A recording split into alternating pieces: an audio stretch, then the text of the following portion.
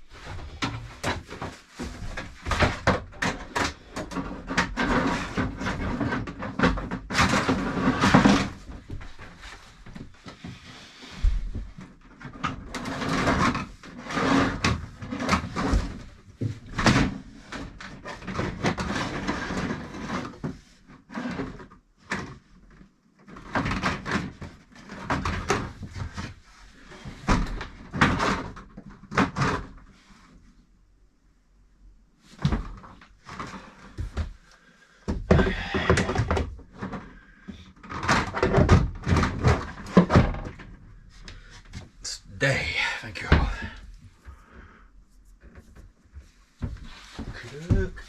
Okay, so a full sheet will actually fit pretty nicely. So let's try to get that in again.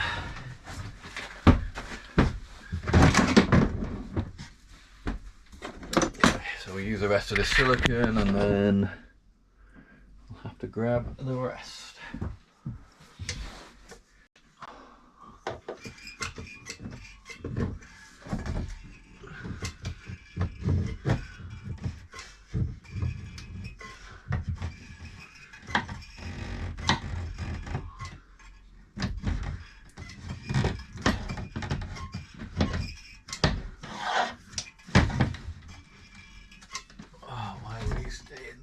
In the gap.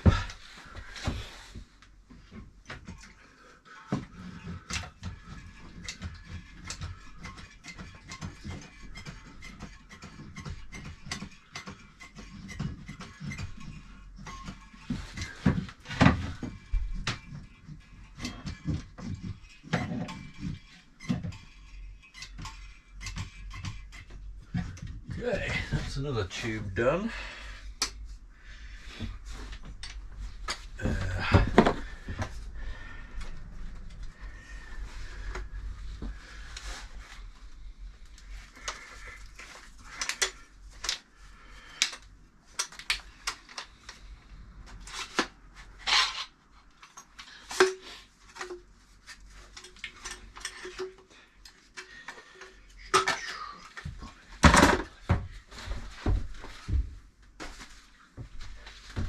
I have to switch to the white silicone now, but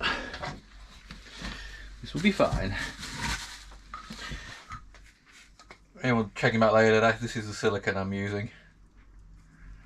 HA6 marine grade RTV, no idea what RTV means. Silicone sealant. Premier, apparently, according to this. This is white. The previous stuff was translucent, but given that we're not going to be seeing it because it's behind it, I don't think it really matters what colour it is.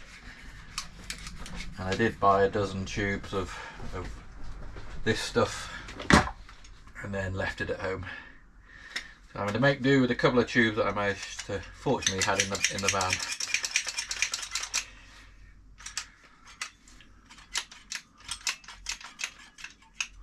Okay, right, let's get back to the ceiling.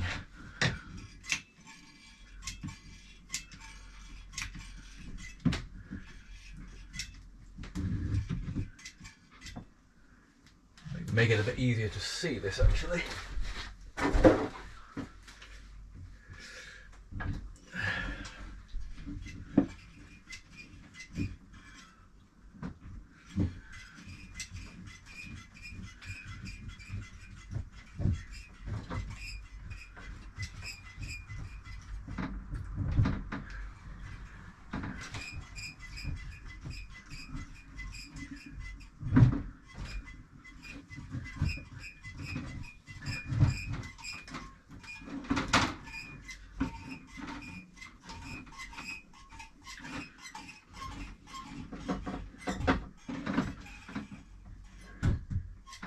Okay, that should about do it. Right, now we can get back to the screwing the plastic on.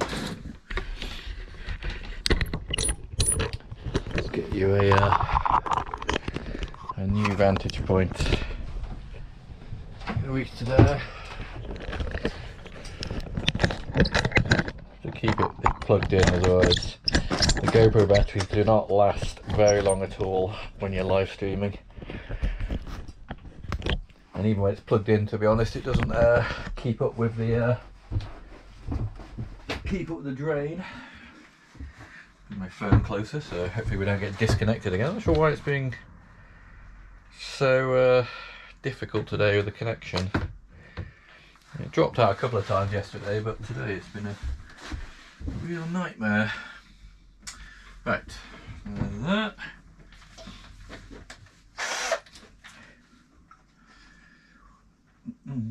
This is going to be a bit awkward to do, I think, whilst once I get a couple of screws in it won't be too bad, but getting this first one in is probably going to be a bit of a pain.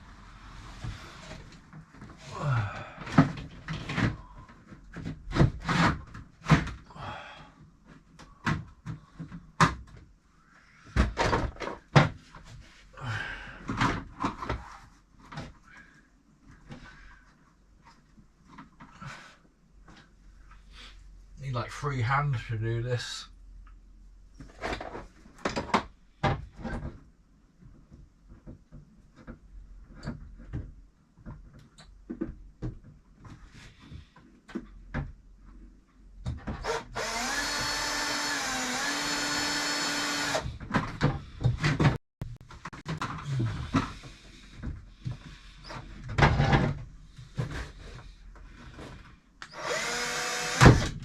Oh, bugger. I knew it would happen. I don't know where that went. Yeah, I snapped the edge a bit. Damn it. I knew eventually, and doing it on that awkward angle was going to be the thing that broke it. Oh, now the next question is, do I have an alternative screw bit that I can use? Now I've got some tiny ones, but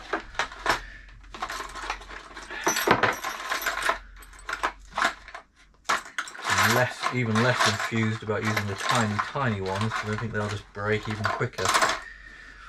But that's all we got now. I'm just going to have to be super careful how I do this.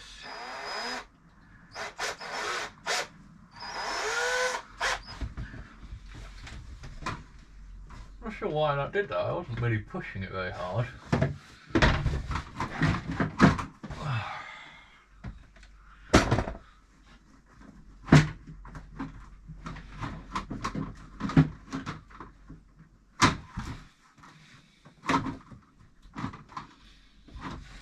I might actually have to screw that in without putting it in.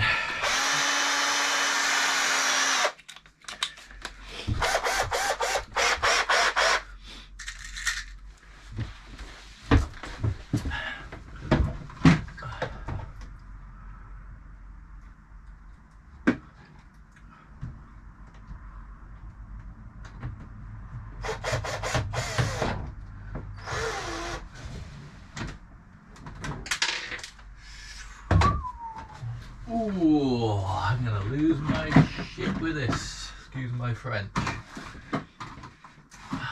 We're having no one to help. Makes life so much more difficult.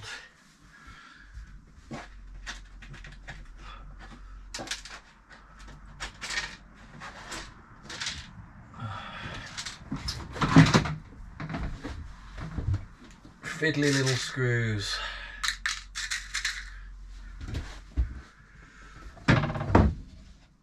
I'm getting silicone everywhere just for good measure.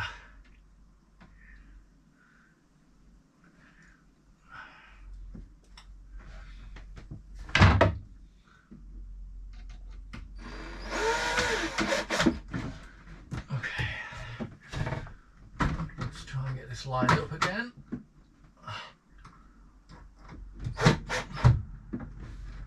That is not where I'm supposed to be.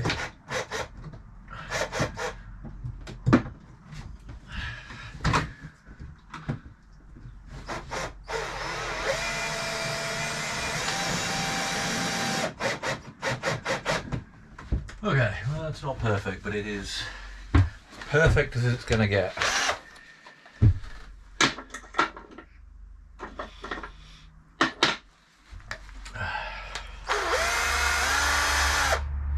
I prefer doing this up in the bedroom where it was, at least I didn't have to deal with these annoying cupboards in the way.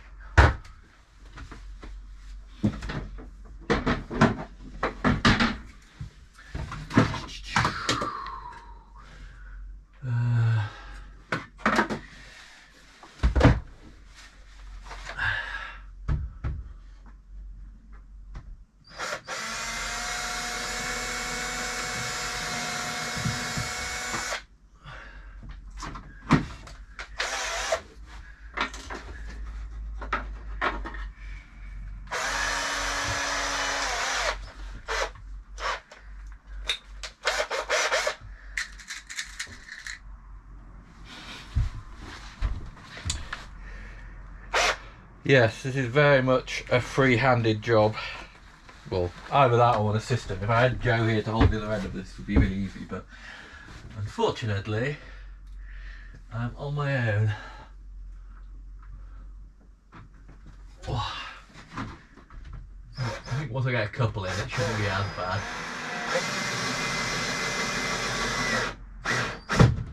Like every one I get in will hopefully make it slightly less annoying. Yeah, silicone. Horrible, horrible silicone.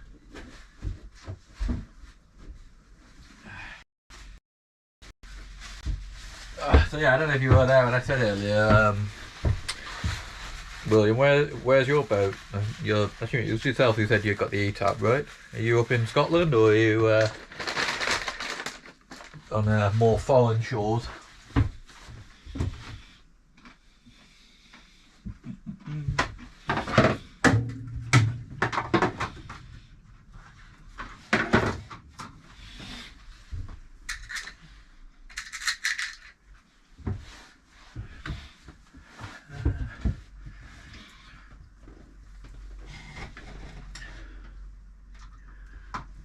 Let's see whether I actually need to pilot hole these. They actually seem to be going in without a pilot hole.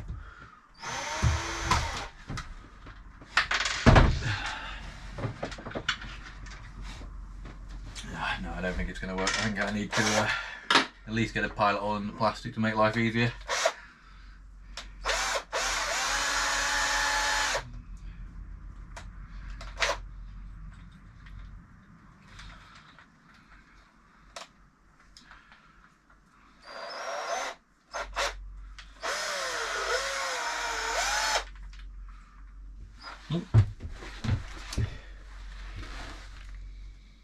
Oh, you're in Inverkip. Oh, nice. Oh, we may pass you on the seas at some point then. So we're at, not sure if you were here yesterday, but we're at RB Marine up at Crossing Helensburgh. Go from like Rue Marine. Well, you know Rue Marine, the Rue Marina. God, I can't talk. The posh one is across the river from us, just at the end of I guess at the northern side of Helensburgh.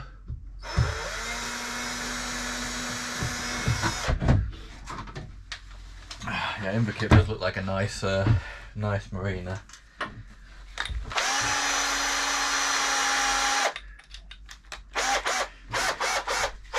But I imagine probably a little out of my price range, hence why I'm in this more rustic boatyard.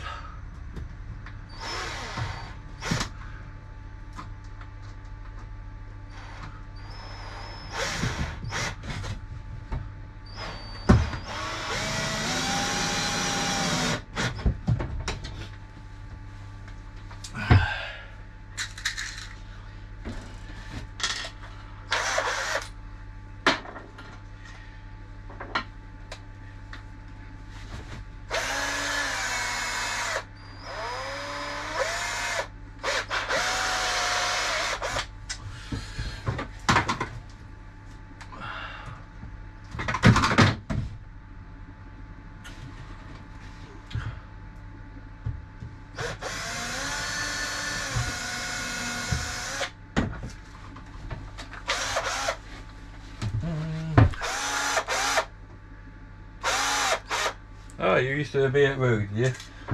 Yeah, it's nice, Roo. Real nice boatyard. Like a marina, I guess. I get to look at it fondly across the river. But yeah, no, we've been here. We've been in RB for about 5 years now, I guess. You know, with this boat and then with Salty before. And yeah, I mean it's very rustic, shall we say. Which I say, we're going to have a look in a minute because I say the light is dropping quickly out there, but I kind of want to just get this in as best I can before we go.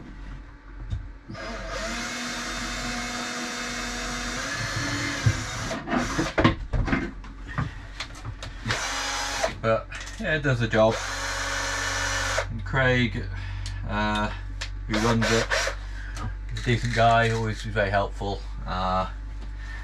You know, nothing's free, as nothing ever is, but like I say, they're always on hand for advice, and you know, they'll always do their best to help you out, even if there's always normally a bill attached to the help. But yeah, well, that's the case. Although to be fair, like, the prices here are pretty reasonable, but also, you know, they do some nice stuff. Like they had a couple of yachts they were breaking last year. Yeah, when we were up here last, and you know, Craig basically just said, if you want anything, go help yourself. You know, which was pretty good. That's where I got my toilet from that we installed yesterday. So yeah, can't say much fairer than that, really. Yeah, I don't know much about the marina, but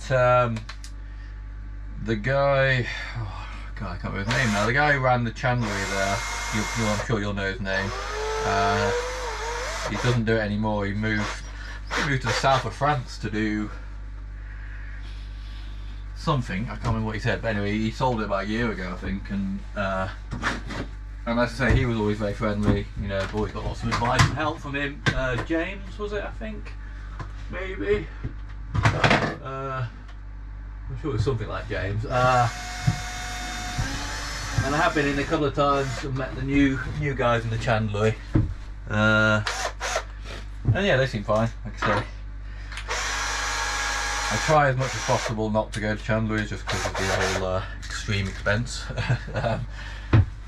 I made a habit the first few times I was up here of just going into chandleries and spending way more than I kind of wanted to. So I think everyone probably does that. I imagine everyone does that when they first start owning a boat. You go into the chandlery and see all the shiny stuff in there and you want to buy it. But nowadays I try not to.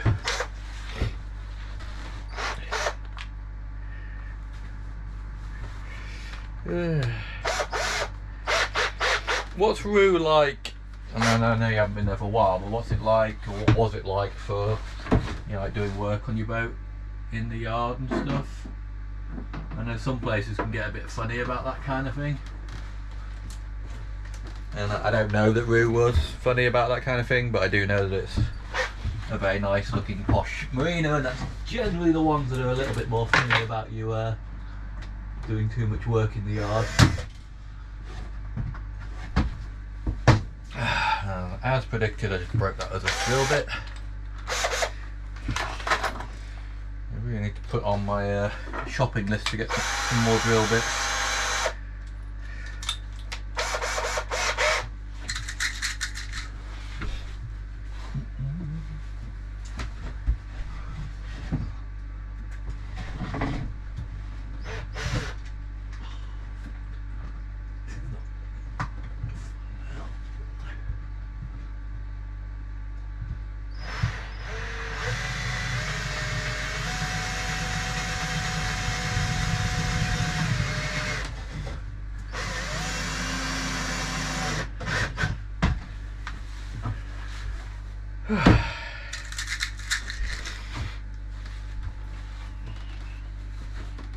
Joe, are you still here? If you're still on the stream, put a message because I want you to change the title in a second when I go and do a tour of the yard.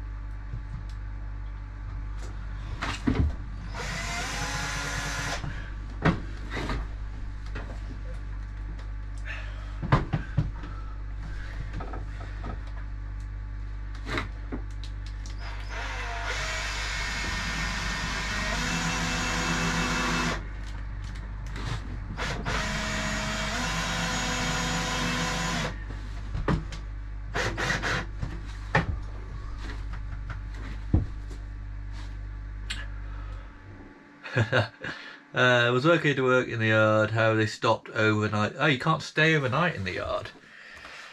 That would be a big problem for me, because obviously we live in Wales, which is about 6 hours from here. Obviously that's a little bit of a long drive to have to go back every evening. So yeah, I probably spent about, well, certainly before last year's trip, I spent more time sleeping on this boat in the yard than I have on the water, I think. Yeah, that's one of the things they're very flexible about that kind of thing here.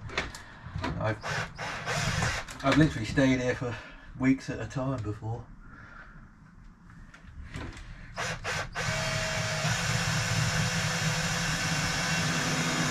They basically just discourage you here by having terrible shower facilities. So you only get to stay here, you only get to stay here long enough that you can stand the smell of not having a shower. Yeah, Jo might be here. She might just be, I think she's editing. She's racing to try and get her latest photo video out. She was meant to be out this morning, but due to the snow, she got delayed. Hey Bob, nice to see you. Right, well, unfortunately Bob, as much as you're here for the boat maintenance, we are actually about to stop the boat maintenance, but we're going to go and have a wander around the yard, which I think is going to be probably as interesting, or maybe even more interesting, than staring at my arse while I try and screw these awkward things in.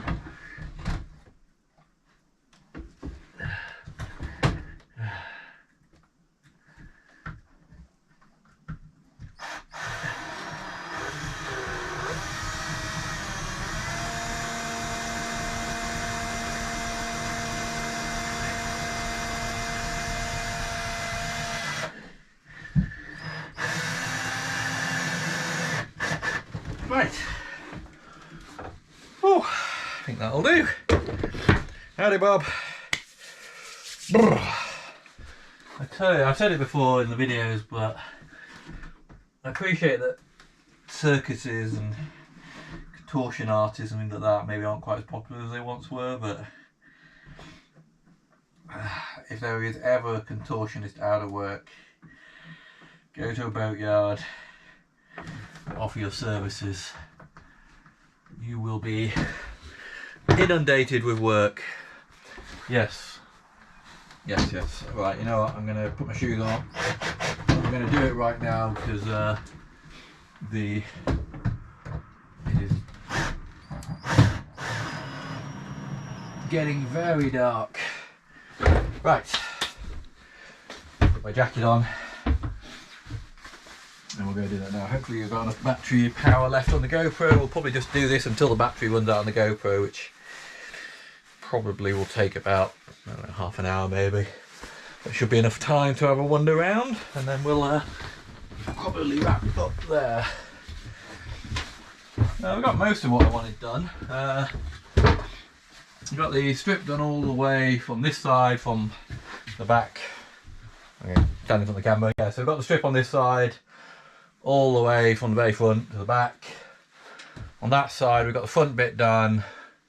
I've got to figure out what I'm going to do with that middle bit there, but that's just going to be a fiddly cutting and fitting kind of thing. So we'll do that. We'll do that on the, well, I'll do that tomorrow probably. This will probably be the last stream, I think. I'm only up here for another day or so. Not got too many jobs to do tomorrow, and I've got some work I've got to do on the laptop tomorrow, so that won't be interesting. Right, eating M&Ms. Right, so I need to take my GoPro and the phone, I think. It should be everything.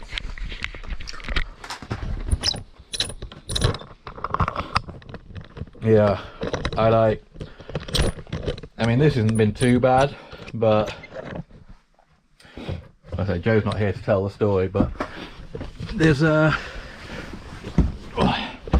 lockers under here, and there's a space behind here, and to get into that space you have to go in through this locker and round, and my diesel heater is mounted back in this locker here, and there's like, I think I was messing around a bit, there's a bilge pump that goes into the back there, and I was messing around in that, and I was literally upside down in the hole, and I got stuck. And Joe was on the boat with me. This was when we were actually sailing this year, and I was literally like stuck upside down, and Joe, I don't know, I mean, I was kind of saying help, but not, I wasn't like screaming in desperation, but Joe was basically just like, oh, he's fine, as I'm like stuck literally upside down in a hole in the side of the boat, and getting more and more panicked. And Joe was just basically like, oh, he's fine, and then I eventually like pulled myself out. I was like, what the hell, like, you're not gonna help me? She was like, oh, I didn't know you were stuck. But yeah, that hole at the back there is the hell hole. Like, that's where I spent way too much time in there fixing that diesel heater and fixing all the electrics and stuff. Right, so here's hat trick. We are at say RB Marine. Now we're in the top car park, or boat park I guess. It's the first time we've been up in here, and as you can see, it's pretty busy. I mean, this is like, if you ever want to like, you know, not who's who, but a what's what I guess of boats, I'm pretty sure you would find one of virtually every kind of boat in this yard. So I'm just going to have a look at this. It's just, well, there looks a bit like an E-tap, but I don't think it is. It kind of looked like one from a distance. So there's various kind of like sections of the yard. There's like doctor prescribed muscle relaxant. I suppose, yeah, if you took some muscle relaxant, it'd make it a lot easier to squeeze into some of these holes. I'm not sure how coordinated you'd be once you got in there, but anyway, yeah, so there's just such a mix of boats. I mean, like, look at this one. I mean, she's a bit old and needs some love, but, you know, wooden hull, I imagine back in the day that would have been a beautiful boat.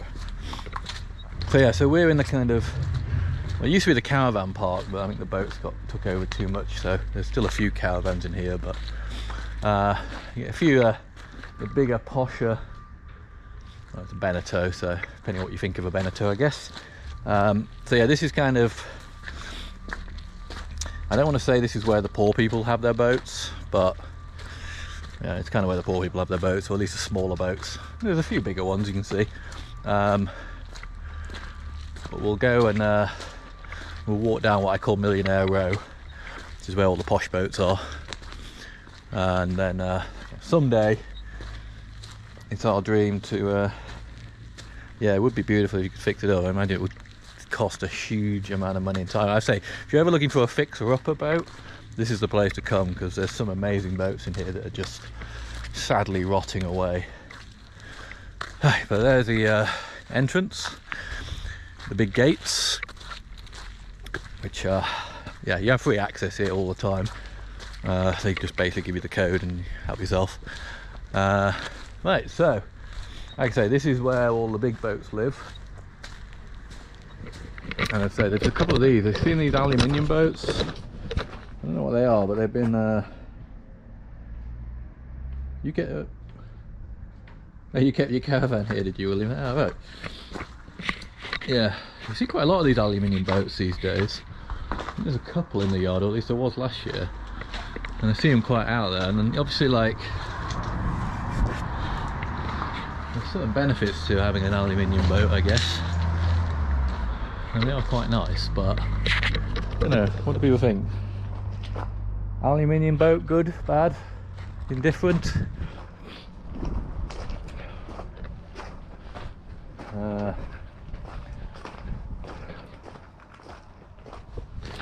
Right, I'll keep you walking down here. Another old wooden boat in need of some love. Again, there's one down at the end here, which I'll show you in a second, which is like, it's been here for several years now, and somebody took it on as a project, but holy hell, it's like the last project you'll ever take on. It's an interesting little motor cruiser, isn't it? I think they look a bit sort of fat and wobbly, like they tip over easily.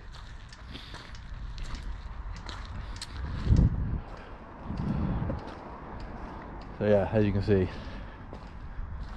some more posh. I think I met this guy last year, maybe, or year before. I've been on a few of these boats over the years, when meeting the various owners.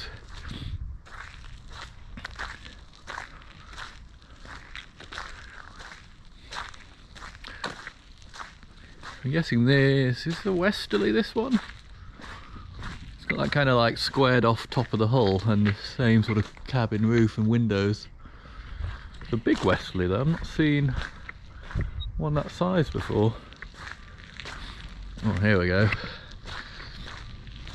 This is where the real money is.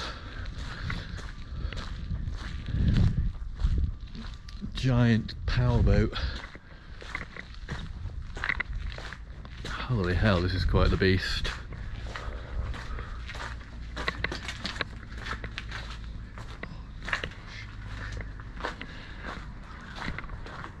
Isla del Tesoro? Tesoro? No idea. But oh, it's a rope. I thought it was like a hydraulic. Oh, well, I suppose it is a hydraulic ramp underneath. Through here.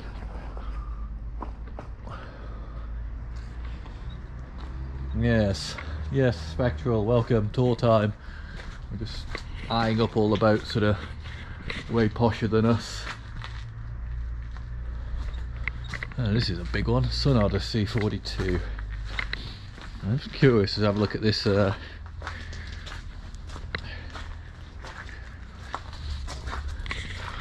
quite the elaborate folding prop they've got there.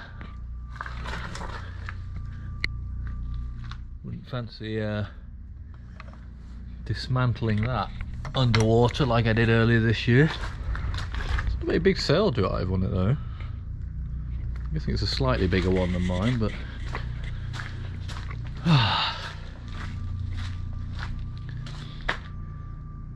Tesoro seems to be a term of endearment.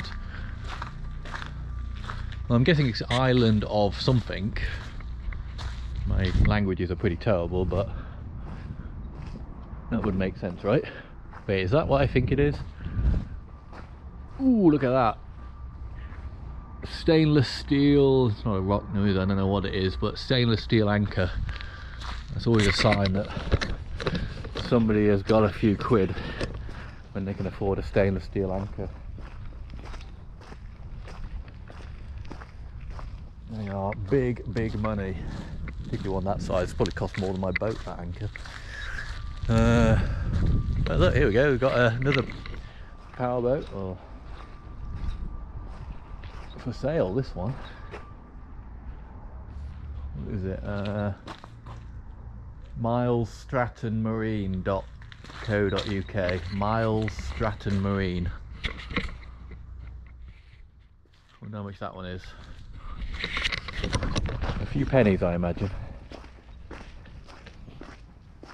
Yeah. I know, yeah, I am still. I'm a bit delayed when I look at it. Like if I look at my phone, I'm a little bit delayed from you guys, so I'm having to keep checking that I'm actually still online. There you go, there's another one of the aluminium boats I was talking about. Same model, I think. Swing like a drop keel, so it'd be nice for just being able to beach. Right, anyway, here we'll have a look from the other side when we come back on the other side, but this is the project boat I was talking about. It's been here a few years now and not really seen a huge amount of progress made. Yeah, no snow, yeah, random bob, yeah, no snow up here but loads of snow down in Wales, which is kind of weird. I mean, we are fairly high up where we are in Wales, so we do tend to get snow a little bit earlier than you know, closer to sea level, I guess. But yeah, no snow in Glasgow. Yeah, I would have thought you'd had some there. I imagine there's some on the tops. There was lots of ice on my drive up here the other day. But yeah, looking for something to take up the rest of your lifetime doing boat maintenance? There you go, project sat here waiting just for you. So I mean, look at the size of this thing though. Like, look at the keel, not the keel, sorry, the rudder next to me. I mean, look at this prop. Like, this is like serious boat stuff. Right, and now we're getting down to the front row where the really big boats go, right on the front. You can say this is kind of the end of Millionaire Row. There's a few boats in here which I don't necessarily technically count as Millionaire Row, I guess, but they're certainly big. That's another, I think that's a different model, but that's another aluminium boat. They are more popular. And then now we're starting to get into the commercial stuff, so big old fishing boat of some sort. And then we've got the military stuff. This is one of the Navy survey boats, so they do a lot of the, for those who don't know context wise, we'll see it in a minute when I go look. Our main submarine base for the UK is just up there, and so they have loads of these military boats and stuff around here, like this one. And RB does a lot of the servicing and maintenance on them. So I'm guessing this looks a bit stripped down. Normally they have loads of stuff on the deck, but it's essentially a survey boat. 21 degrees in Texas, Bob. No one wants to hear about your 21 degrees, Bob. Not when it's like 2.1 degrees here at the moment. Yes, but that does sound very nice, even though that is winter. Right, so, and they also have these. This is one of the police boats. Like, so yeah, the police get some really nice gear up here. Actually, this one might be one of the Navy ribs, actually. The light on the back. But I think it's actually one of the Navy ribs, that one, because the police ones normally say police on the side of it. Look at this thing. I'm not sure if this was here last time I was here. That is an absolute monster. Actually, I'll show you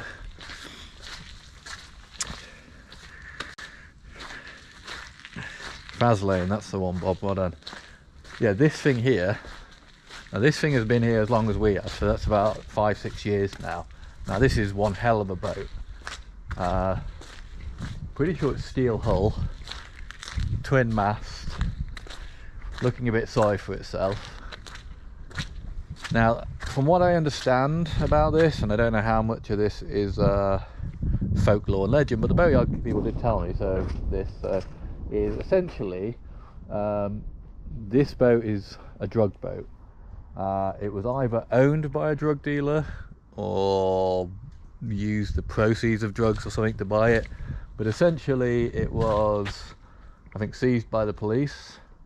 Whoever owned it went to jail, I think, basically, and it was brought here to essentially store it, I guess, while the case went on, and I guess to sell it eventually for I don't know, to make up for the cost of whatever, but yeah, no one's ever bought it, so it's essentially sat here rotting away all these years. But I mean, it doesn't look that bad. I mean, nothing ever does at a distance, but something tells me that a jet, you know, a couple of days of jet washing, it would probably look pretty nice, but you know, God knows what else is going wrong with it. Yeah, 38, yeah, I'll take that, to be fair. I'd probably take a slightly colder winter over 40-degree summers, because yeah, that is intense. I know that, like, when we went, so yesterday when we went to Vegas in the summer, and it was like 40 odd degrees, and obviously, like, you walk down the strip and a lot of it's indoors and air conditioned, but you basically have to, like, sprint between air conditioned environments, because yeah, you'll die if you spend more than an hour or two outside. So yeah, maybe it's kind of give and take. Yeah, I agree. I think it would probably clean up quite well, but then, you know, with a boat that size, as soon as you start getting into work on it, you're going to be like, yeah, tens if not hundreds of thousands before you even know where you are. Okay, right, so here we are, we're down at this is kind of the main slip. There's another one over there you just saw by that big boat. That's where they launched the bigger, deeper boats. But this is where the little boats like ours get launched. So now we're going to get into the interesting stuff. So here's one of their hoists. This one's over there with that boat in it. We normally get picked up in the little one. Yeah, you didn't mind the heat when you're young. Yeah, there's a lot of things I was more tolerant of when I was younger than I am now. So you got the dinghy store with millions of dinghies of varying decay levels, shall we say. I'm guessing the storm knocked a load of those over. We have another one of the big navy boats. This again, another big survey boat. We're going to have a look from the other side. This one got its equipment on the back. Yeah, a little bit. Yeah. This is where your taxpayer money at work. A nice Defender there as well. So now we're getting into the kind of salvage yard area. So they have some pretty hefty machinery here. Big old excavator with a big nipper on the front, just to basically scissor through boats. Like, this is a kind of random pile, like, you know, you've just got a random head from like a massive crane, basically. You know, God knows how this ended up here, but now it lives here. I'm guessing that sailboat there is probably getting broken, and the one behind it, and yeah, it looks like they've had the engine out of it already. Like I say, that's quite a nice ladder on the back. I could have that for my boat, but it's a bit mangled and bent. Little grab. Oh, and then this is kind of where they are. This is where they do the big breaking up of boats. If I look around this corner right now, oh no, very muddy. You can see here the boat that they are currently chopping up. This is a chunk of it. I think that's just like a chunk of the bulkhead. So this is basically a big slipway here, and they have a massive winch in that shed there, which slowly basically pulls the big boats up, and they chop them up, put them into containers, or they get picked up in big dump trucks and taken off to scrap metal. And you can see here like where they just mangled up that bit there and put it into this container. We go down, so there's a massive pier. This used to be, as I said yesterday, this used to be a refueling pier station, whatever you call it, for a boat. And where our boat is now, it was where the big diesel tanks used to be. And so this pier is yeah,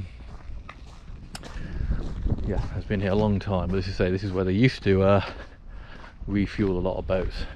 Now take a look at this thing. Now this is a barge, which William, maybe you know, but basically well, I don't know if you can see, like, see the white snow top mountains in the distance. There's some snow here. So this was up at Gare Lockhead, which is the top of the lock we're on up here past Vaslane. It was anchored there for years and years and years, and it's a giant steel hull barge basically, Maytime. And basically about 2 years ago now, I guess, a couple of ladies decided that they wanted to follow the dream of getting a boat and essentially living on like a houseboat type thing. Somehow or another they decided that this would be their choice of boat to do this with, and they bought it and they had it towed down to here. It spent about a year tied up at the end of the pier here, and then when we were up here last time, I think maybe got some footage of it, which will be in a video at some point in the future, they dragged it here because this dries out basically. So at low tide this is out of the water, and they were going to get it surveyed to see if it was any I'll see if there's any major problems with it, and then the plan was for them to do it up, but it's been 2 years now and they haven't even kind of got rid of the immense amount of crap that you can see on the deck, including about 1 million paint cans. It is very rusty, and in terms of boat projects,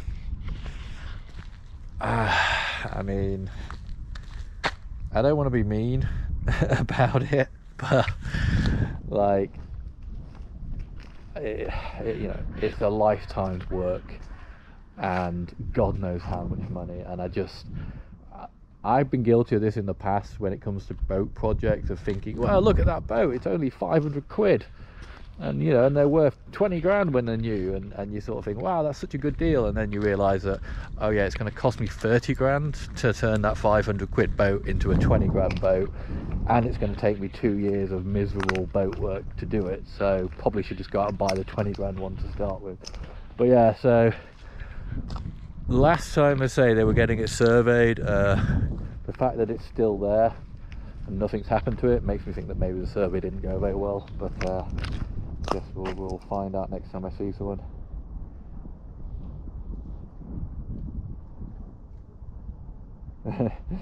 Yeah, that's exactly it, Bob. Like, boat life is great and it's amazing, and it makes for great memories, but it isn't always great at the time. Let's just say it's very uncomfortable, it's lots of work and expense and things like that, and it's not necessarily you know, certainly if you don't like working on boats, then don't buy a boat that you need to work on, which is all boats. Right, this is what they're breaking up at the moment. So they've been slowly, like, you can see where they've like cut the bow off it basically, This thing, you know, again, William, you'll know this. Well, this was the boat that for probably about 20 years was tied up along the front here. Another boat that has something to do with crime. Like I remember coming here a few years ago when we had Salty, and I think we were meant to be launching, and we turned up and the police had cordoned off the entire of this pier. Like, there were loads of police here. They'd cordoned off the slipway. No one was allowed near it, and there was forensic people going on and off this boat for about a week, and the whole place was kind of in lockdown for a week. We were allowed to stay here, we just couldn't go anywhere near the pier. I never really found out exactly what they were looking for, what was on it, but yeah, it seems pretty significant that they were here for that length of time, basically. Right, this is what represents the rudimentary pontoon here at RB. It's they added a load of this. They added all these sort of plastic kind of rib stuff here. These floating ones here should be a bit nicer to tie up to, because before that it was all this basically solid metal. Solid metal pontoons, which, yeah, if you didn't get your fenders right, would be would soon make some damage into the side of your boat. And here we are at the end. I can't get over how high the tide is. Like, I'm guessing it must be a spring tide limit. I don't think I've ever seen it this high. But this is a really tall pier. Like, I don't know. I mean, I'm guessing it's got to be getting on to 3.5–4 meters of tide right now for it to be this high up against the pier. Okay, right, here we are at the end. So across there is Rue Marina. Down there is Helensburgh. I never know which way to say it. That's the sort of main town. That's the posh marina, and those lights, hopefully you can see up in the distance up there behind or in front of the snowy mountains, is Vaz Lane. So when the things really kick off and the war starts, that's where the first bomb's going to drop in the UK. So any ideas of escaping to my boat in the apocalypse, probably not going to work out, because like I say, about 5 seconds after World War III starts, this whole area is going to be glass.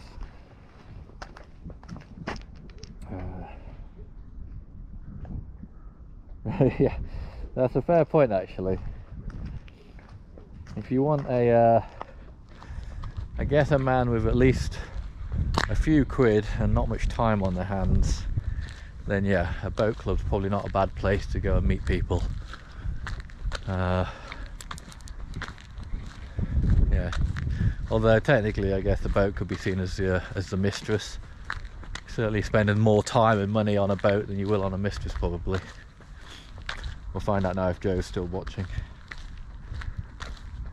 But yeah, that's good dating advice for any ladies out there.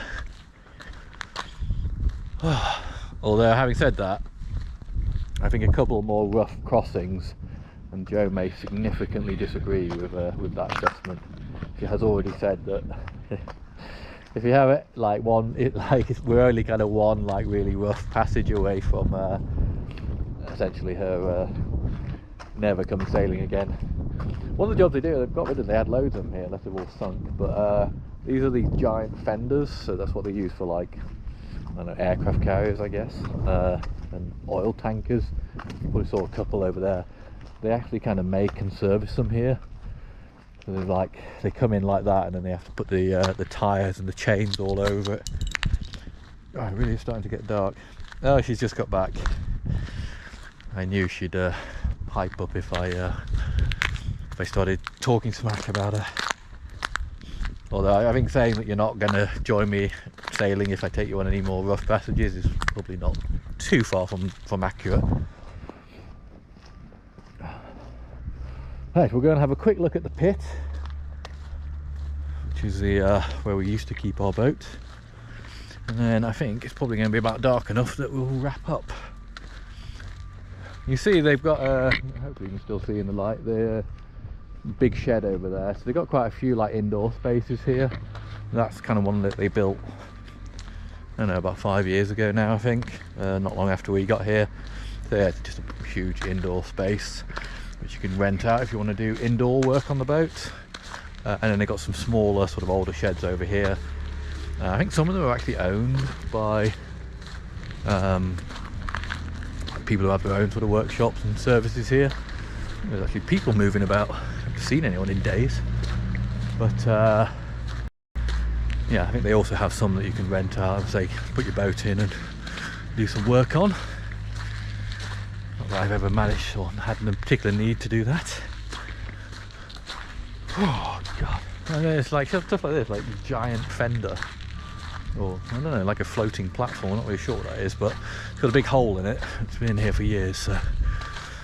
Right, so this is the pit. Many more boats. Say for years we always had our boat there. That was our little spot. Yeah, all of these boats along here have not moved in the 5 years that we've been here. So yeah, I always say, I wonder, like, are these people still paying for the storage, or have they just abandoned them?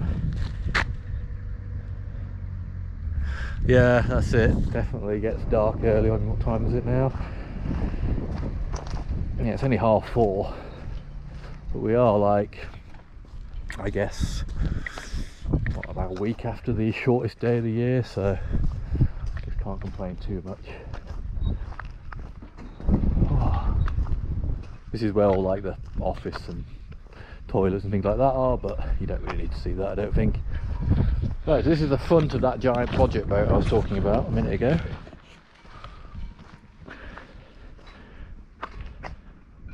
Like I say, I imagine she once was a very beautiful boat, and maybe someday could be again, but look at that windlass up on the front.